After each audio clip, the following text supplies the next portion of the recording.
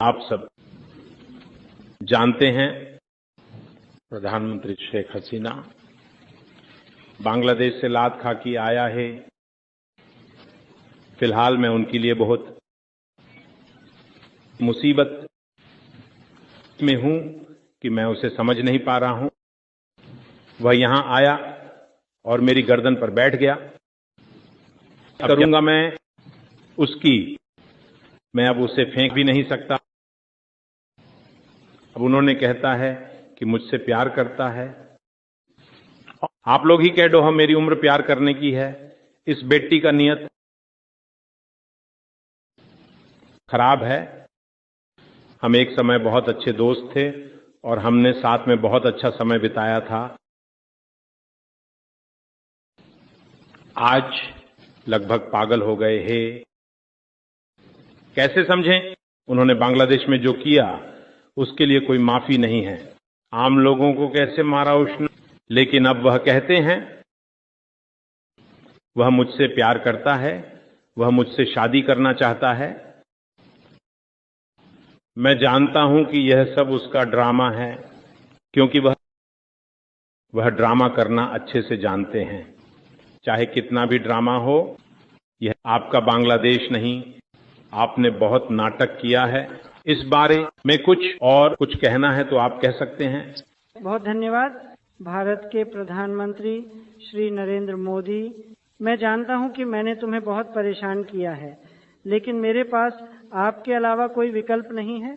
अब तो तुम ही मेरा एकमात्र रास्ता हो। मैं यहीं रहूंगी, चाहे आप मुझे कितना भी कठोर समझें। मैं यहाँ आपके साथ बहुत सुरक्षित महसूस करता हूँ। मैं आपके चरणों में तब तक यहीं रहूंगा जब तक मैं अपने पिता के देश बांग्लादेश नहीं लौट जाता। चाहे आप मुझे कितना भी नाटककार समझें, मैं तब तक खेलना जारी रखूंगा जब तक मैं दोबारा अपने बांग्लादेश नहीं लौट जाता।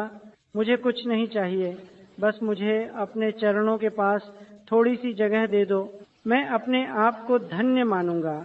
इतनी आशा लेकर आया हूँ कि आप मुझे मेरे देश की तरफ लठ मार के बाहर नहीं निकालेंगे। मैंने अपने देश में बहुत गलतियां की, लोगों की हत्या की। मेरे लोग विदेश में मनी लॉन्ड्रिंग करते थे। मैंने ये जानते हुए भी उन्हें कुछ नहीं कहा।